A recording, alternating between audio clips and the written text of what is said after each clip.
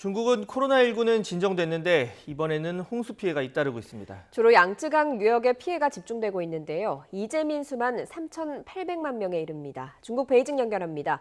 강성웅 특파원. 네, 베이징입니다. 중국에서 지금 한 달 이상 폭우가 이어지고 있는데 지금도 이런 상태가 지속되고 있는 겁니까? 그렇습니다. 다만 폭우가 남부에서 많이 내렸는데 이제 중부로 조금 올라와서 양쯔강 중하류 지역에 집중적으로 퍼붓는 양상입니다. 이러다 보니 양쯔강 하류 지역 곳곳이 위험 수위를 넘어섰고 일부 지류는 뚝이 터져서 범람을 한 상태입니다. 또 양쯔강과 연결된 퉁팅호, 포양호 이런 대형 호수들도 경계 수위를 넘어선 상태입니다. 특히 서울 면적의 대여섯 배나 되는 이 포양호가 지난 98년 대홍수 때보다 이미 수위가 더 높아졌습니다.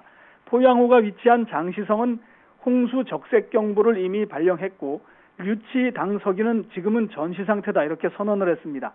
장시성뿐 아니라 안의성과 후베이성 등 이 양쯔강 유역을 중심으로 중국에서 221개 하천이 경계 수위를 넘어섰고 이 가운데 19개는 사상 최고 수위를 기록했다. 이렇게 중국 관영 CCTV가 보도했습니다. 이 폭우가 잠깐 지나간 지역에는 산사태가 속출하고 있는데요. 지난주에 구이저우와 쓰촨성 등에서 산사태가 발생해 20명가량이 사망 또는 실종된 데 이어서 후난성에서도 산사태가 이어졌습니다.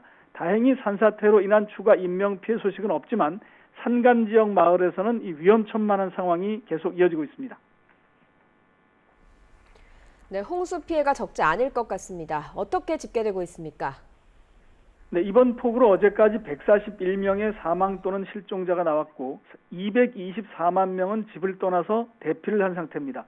또 주택 2만 8천여 채가 파손이 됐고 이재민 수는 약 3,800만 명 정도로 집계가 됐습니다. 그런데 폭우가 계속되면서 집계가 늦어지는 양상을 보여서 시간이 지나면 피해는 더 늘어날 것 같습니다.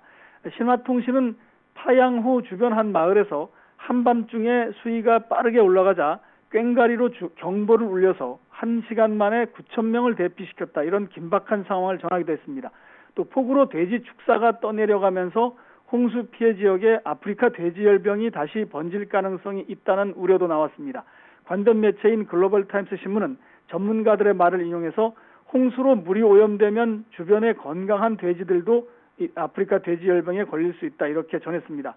시진핑 중국 국가주석은 홍수 상황이 매우 심각하다면서 지금이 결정적 시기다 이렇게 말했습니다. 시 주석은 주민의 생명과 재산 보호에 최선을 다해야 한다면서 인민해방군과 무장경찰도 재난 방지에 적극 참여하라고 지시했습니다. 중국 정부는 어제 3급이던 홍수 비상 대응 등급을 이 두 번째로 높은 단계인 2급으로 격상했습니다.